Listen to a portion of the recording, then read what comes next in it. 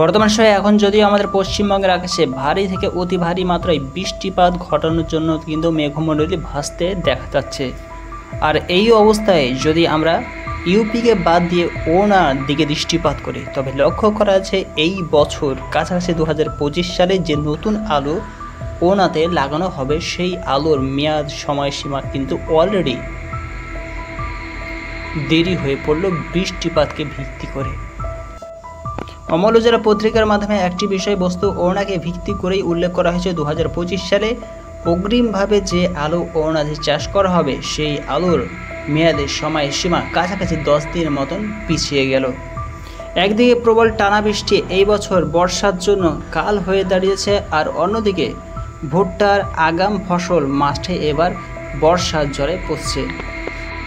এছাড়া ভারী থেকে অতি ভারী মাত্রায় বৃষ্টিপাত হওয়ার জন্য এই বছর 2 মাসের আলুর নতুন ফসলের বীজ বপন আটকে গেছে।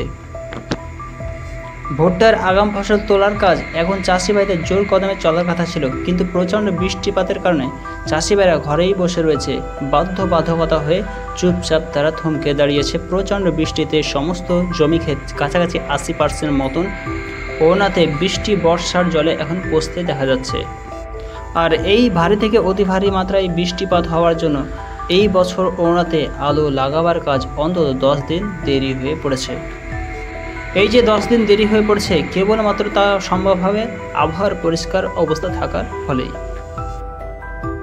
যদি ওড়নার আবহাওয়া 10 দিনের মধ্যে পরিষ্কার পরিচ্ছন্ন থাকে, তবে অবশ্যই আলু লাগা এই বছর ওড়নাতে কাছাকাছি 10 দিন পর থেকে স্টার্ট হয়ে পড়বে। আর কিন্তু আবহাওয়াজনিত বিষয়বস্তুকে কেন্দ্র করে আবহাওয়ায় যদি আবারও খামখেয়ালিপনা বিক্ষিপ্ত বৃষ্টিপাতের উপস্থিতি লক্ষ্য করা যায়, তবে অবশ্যই এই বছর কাছাকাছি লক্ষ্য করা যাচ্ছে যে ওড়নাতে আলু চাষটা গম হয়ে দাঁড়াবে। প্রত্যেক বছর ওড়নাতে সেপ্টেম্বর মাস পড়ার পর থেকেই কিন্তু আলু রোপণের কাজ শুরু হয়ে পড়ে। আর এই অবস্থায় কাদা মাটিতে কাছাকাছি 15 দিন মতন দেরি হতে পারে যদি আকাশ পরিষ্কার পরিচ্ছন্ন থাকে, আর বালি মাটিতে কাছাকাছি 10 দিন মতন দেরি হয়ে ওঠে।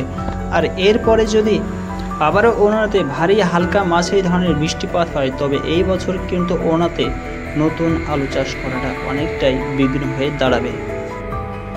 উল্লেখ্যভাবে ওড়নাতে প্রত্যেক বছর 2000 হেক্টর জমিতে আলু চাষ 2 মাসের জন্য করা হয়। আর অন্যদিকে ভুট্টার আগাম ফসল ঐতিহ্যবাহী হিসাবে 25,000 হেক্টর জমিতে করা হয়। জেলা কৃষি বিভাগের উপপরিচালক কুলভূষণ তিনি জানিয়েছেন, ভারী বৃষ্টির কারণে ভুট্টার ব্যাপক ক্ষতি হয়েছে। আর এই অবস্থায় পর্যাপ্ত রোদ না পাওয়ার ফলে ফসলের উপর কিন্তু তার কুপ্রভাব অনেকটাই পড়তে দেখা যাচ্ছে। তিনি বলেন যে আলু রোপণের জন্য সঠিক আর্দ্রতা দরকার। অতিরিক্ত ভেজা মাটিতে আলুর বীজ নষ্ট হয়ে যায়, আর এই ধরনের আবহাওয়া থাকলে আলুর বীজ পোতা মাত্রই নষ্ট হয়ে পড়বে। আর যার জন্য চাষি ভাইরা উপযুক্ত মৃত্তিকা তৈরি না হওয়ার কারণে ওড়নায় অগ্রিমভাবে গম চাষ শুরু হয়ে পড়বে।